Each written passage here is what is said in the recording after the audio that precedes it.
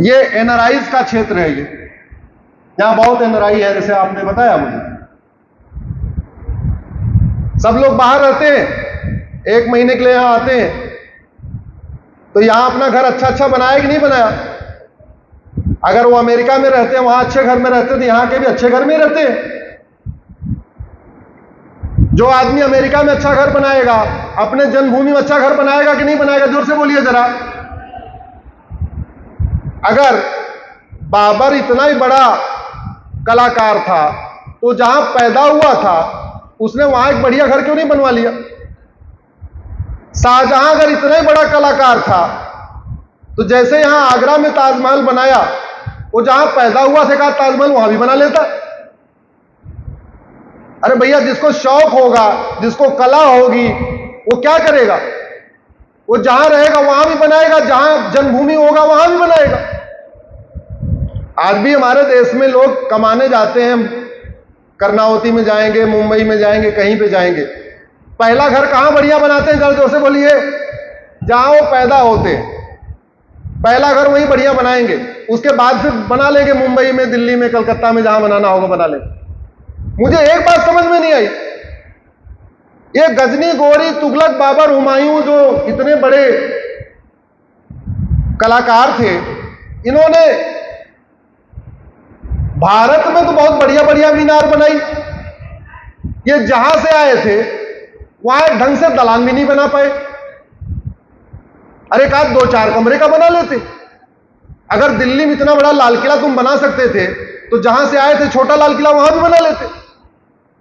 अगर आगरा में इतना बड़ा ताजमहल बना सकते थे, तो जहां तुम्हारा जन्म स्थान था छोटा ताजमहल वहां भी बना लेते। सोचिए जरा, हमारे दिमाग में क्या डाला गया? पैसा भारत का, कारीगर भारत के, मिस्त्री भारत के, दिमाग भारत के, आर्किटेक्ट भारत के, और श्रेय किसको दे दिया? और वो हम लेके घूम रहे हैं। हमने कभी सोचा भी नहीं यार ये। इसलिए मैं बार बार कहता हूं, अब समय आ गया है भारत की शिक्षा व्यवस्था को बदला जाए। भारत में 1 नेशन 1 एजुकेशन सिस्टम लागू किया जाए, और 10वीं तक मैकाले मिशनरी मदरसा शिक्षा के स्थान पे वैदिक शिक्षा व्यवस्था लागू किया जाए। नहीं तो जो आज गाजा में हो रहा है, सीरिया में हो रहा है, आज नहीं तो कल ये भारत में भी होगा। भारत शांत रहे, भारत में समृद्धि आए, भारत में खुशहाली आए, भारत में सब लोग मिलजुल के रहें, सर्वधर्म संभाव हो, नारी तू नारायणी हो, वसुधैव कुटुंबकम हो। ये तभी आ सकता है जब वैदिक शिक्षा व्यवस्था लागू किया जाए। मैं किसी और शिक्षा का विरोधी नहीं हूं, लेकिन मेरा यह मानना है कि जो चीज मानव कल्याण के लिए सर्वोत्तम हो, बच्चों को पहले वही पढ़ाना चाहिए बचपन में। आपने कभी सोचा कि हिंदू, जैन पूरी दुनिया में रहते हैं? ऐसा कौन सा देश है जहां हिंदू नहीं रहते? दुबई में रहते, अरब में रहते, अमेरिका में रहते, यूरोप के एक एक देश में रहते। ऐसा कोई देश बचा जहां हिंदू नहीं रहते? आखिर हिंदू पत्थरबाजी क्यों नहीं करते? ये चाकू लेके क्यों नहीं दौड़ते? आप में से कितने राम के भक्त हैं? जरा हाथ उठाइए तो। कितने भगवान राम के भक्त हैं? कितने भगवान कृष्ण के भक्त हैं? अरे वाह। कितने भगवान विष्णु के हैं? भगवान शंकर, हनुमान जी? क्या केवल भगवान राम ही पूजा के लायक हैं क्या? जोर से बोलिए जरा, जोर से बोलिए। क्या केवल भगवान कृष्ण की ही पूजा करना चाहिए, दूसरे किसी की पूजा नहीं करनी चाहिए?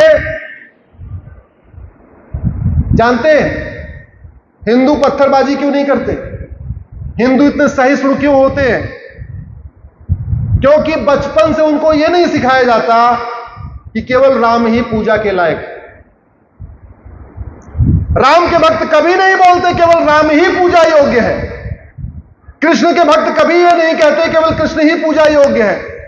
हनुमान जी के भक्त कभी यह नहीं कहते केवल हनुमान जी ही पूजा योग्य है। विष्णु के भक्त कभी नहीं बोलते विष्णु ही पूजा योग्य है। शंकर के भक्त कभी नहीं बोलते शंकर ही पूजा की योग्य है। दुर्गा जी के भक्त कभी नहीं बोलते केवल दुर्गा ही पूजा योग्य है। लेकिन कुछ रिलीजन में सिखाया जाता है जिसकी मैं इबादत करता हूं, केवल यही इबादत के लायक है, दूसरा कोई है ही नहीं। कट्टरता का मूल कारण यह है क्योंकि बच्चा किताब तो 5 साल के बाद पढ़ता है। आप समझिए इसको, बच्चा किताब पढ़ता है 5 साल के बाद, 6 साल के बाद, लेकिन बच्चा सुनना शुरू कर देता है पेट में जब 6 महीने का होता है। मां के पेट में 6 महीने से बच्चा सुनना शुरू कर देता है कि माता पिता का क्या बात कर रहे हैं। जिस बच्चे को पेट में ही 6 महीने से सिखाया जा रहा है कि केवल यही इबादत के लायक है, दूसरा कोई नहीं है, पैदा हुआ फिर वो सुन रहा है, लगातार 6 साल तक सुनता गया, यही इबादत के लायक, यही इबादत के लायक, और कोई इबादत के लायक नहीं। जब किताब पढ़ने लायक हुआ, किताब में भी यही पढ़ाया जा रहा है, यही इबादत के लायक, यही इबादत के लायक, यही इबादत के लायक।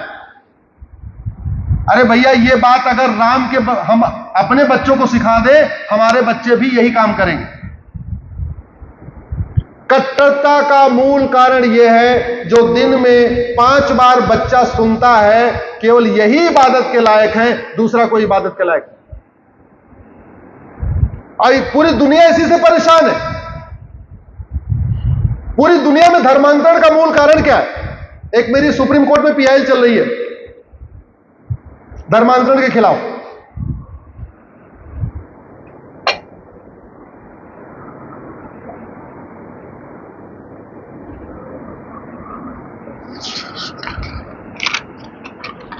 जब मैं धर्मांतरण की पीआईएल कर रहा था तो मैं थोड़ा इस पे स्टडी कर रहा था कि आखिर पूरी दुनिया में धर्मांतरण चल क्यों रहा है।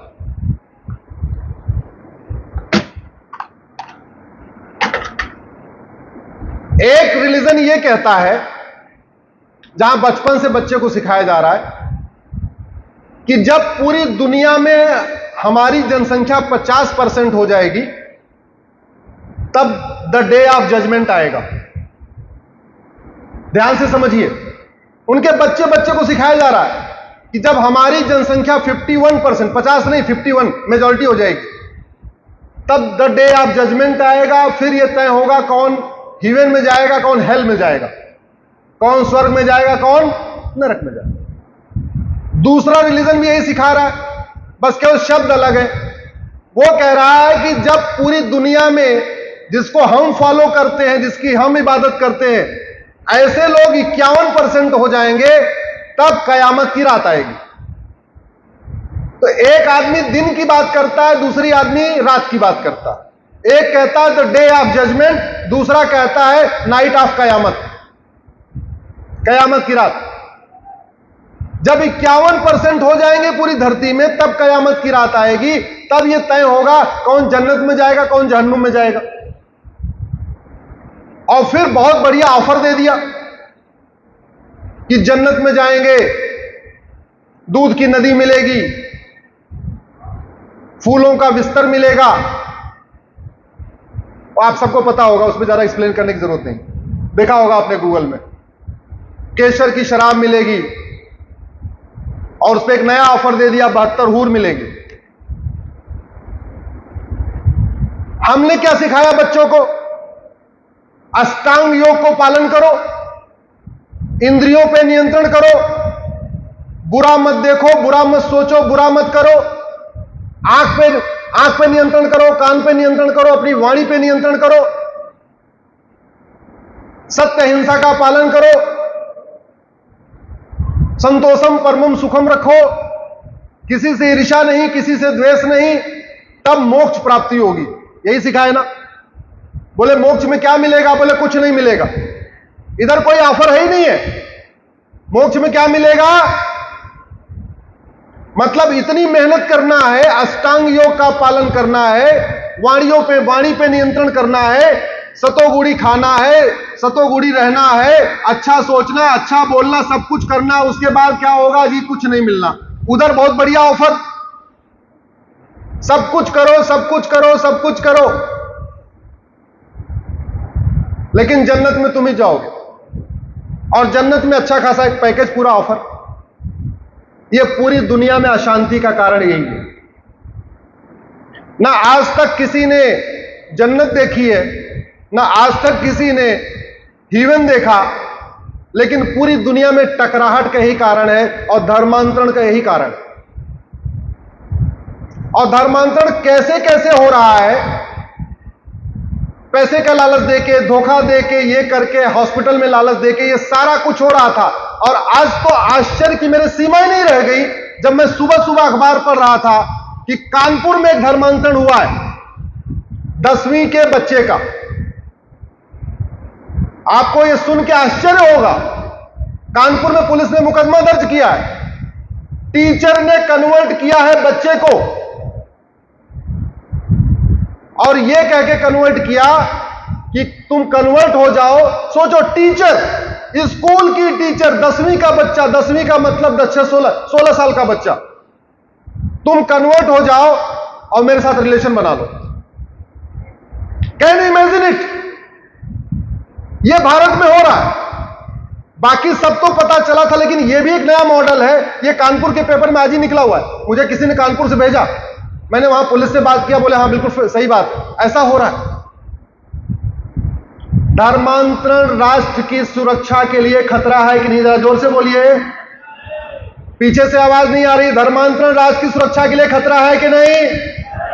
तो धर्मांतरण कराने वाले मिशनरियों और जिहादियों पे नेशनल सिक्योरिटी एक्ट लगना चाहिए कि नहीं? धर्मांतरण देश की एकता अखंडता के लिए खतरा है कि नहीं? तो उनके खिलाफ यूएपीए लगना चाहिए कि नहीं?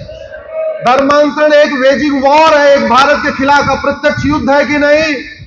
तो फिर section 121 Indian penal code waging war लगना चाहिए कि नहीं? धर्मांतरण एक देशद्रोह है कि नहीं? तो धर्मांतरण कराने वाले मिशनरी और जिहादियों पर देशद्रोह की धारा लगना चाहिए कि नहीं? धर्मांतरण एक संगठित अपराध है कि नहीं? तो जब संगठित अपराध है तो आपके गुजरात में गुजकोका बना हुआ है, गुजकोका लगना चाहिए कि नहीं? मैं बार बार कहता हूं, सठे साठ्यम समाचरित। धर्मांतरण को रोकना है तो इनके खिलाफ एनएसए लगाइए, 1 साल जमानत मिलेगी नहीं। धर्मांतरण कराने वालों पे यूएपीए लगाइए। धर्मांतरण कराने वालों को बाहर से फंडिंग हो रही है, बहुत ही ऑर्गेनाइज्ड क्राइम है, गैंगस्टर एक्ट लगाइए, गुजकोका लगाइए। धर्मांतरण अपने आप में देशद्रोह है, लेकिन इसलिए सेडिशन का धारा लगाइए, सेक्शन 124A। धर्मांतरण अपने आप में एक अप्रत्यक्ष युद्ध है। मैं युद्ध क्यों कह रहा हूं?